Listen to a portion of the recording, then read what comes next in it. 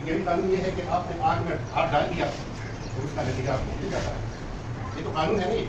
اچھا آپ نے سیلاب کے اندر جو ہے چلان لگا دی تو آپ مر جائیں گے، یہ قانون ہے. یعنی انسانی زندگی میں جو دوسرے قوانین ہے کہ آپ نے اگر جھوٹ بول دیا تو یہ تباہی ہے، اس میں کوئی شک ہی نہیں ہے. اگر آپ نے حرام کھا لیا تو اس میں تباہی ہے. لیکن یہ ہمیں کیوں نظر نہیں آ رہا؟ اس کا تعلق ہے ہمارے نفس ہے اور اس کا نتیجہ ہمیں جلدی نہیں ملتا. آگ کا جو نتیجہ ہے وہ ہمیں فوری طور پر اس قانون پہ اس قانون کے مطابق ہمیں مل جاتا ہے، یا اگر کوئی بری چلا جاتا ہے تو کسی وقت مر جاتا ہے، وہ ہم دیکھ لیتے ہیں. لیکن یہ جو ہم جھوٹ بولتے ہیں یا ہم حرام کھاتے ہیں اس کا نتیجہ تو ہمیں ملتا ہی نہیں ہے، یہاں ہم دیکھنے کو نہیں ملتا. یہ تو ہم دیکھیں گے. آخر کا لفظ ہے انہوں نے تحقیق کی ہے تو یہ جو تلوق لفظ ہے عربی کے وہ ہے to follow the instruction given by someone، یعنی کسی اور آپ کے درمیان جو فاصلہ ہے اس میں فرق نہیں آتا، یعنی زیادہ کم نہیں ہوتا، بلکہ آپ فالو کر رہے ہیں ایک مستقل جس رفتار سے وہ جا رہا ہوتا ہے اسی رفتار سے آپ جا رہے ہیں اور اس کو چھوڑ کے نہیں ہے. یہ تلاوت ہے. اور پھر ان کو جو ہے تلاوت کرواتے ہیں، آیات ہی ملتا ہے نہیں، لیکن ایک خاص ریشو کے مطابق اس میں پانی ڈال دیتا ہے. وہ ریشو اگر ادھر ادھر ہو جائے تو پھر اس سے جو ہے برتن نہیں بنتا. صحیح ہے. پھر وہ اپنے جو باٹ ہوتا ہے کیا ہے اس کے اوپر رکھ دیتا ہے، پھر اپنے ہاتھ کو جو ہے بھگو کر اس میں ڈال دیتے ہیں اور اس کو گھماتا رہتا ہے. اور اس کے ذہن میں جو چیز ہوتی ہے یعنی جس برتن کا نقشہ ہوتا ہے وہ نقشہ بنا دیتا ہے. لیکن اسے آپ نے دیکھا ہوگا کہ وہ مٹی سے جو اضافی مٹی ہوتی ہے وہ نیچے گر جاتی ہے. یہی تزکیہ ہے. رسول اللہ صلی اللہ علیہ وسلم نے اپنے جو بنا رہا تھا تو شیر کی تصویر بنائی، تو میں نے اس سے پوچھا کہ یہ آپ نے شیر کیسے بنایا؟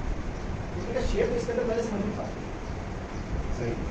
میں نے تو صرف اس کے جو فالتو چیزیں تھیں اس کو ہٹایا، شیر اندر سے لایا. اسی طریقے سے انسان کو اللہ تعالیٰ نے بنایا ہے اور اس کے تمام خوبیوں سے مزین کیا ہے، لیکن اس کے اندر جو چیزیں گمراہی والی چیزیں ہیں جس میں جیسے مطلب ہمارے اس سے پہلے تو خلیف ابراہیم میں تھے. انسان جب ماحول سے ردا ہوتا ہے تو پھر وہ گمراہی میں چلا جاتا ہے. تو اس کا جو نبی ہے وہ آگے اس کا تذکیہ کرتا ہے، اس کے اندر جو گمراہی والی چیزیں ہوتی ہیں جو باقی چیزیں ہیں اس کو ہٹا دیتا ہے.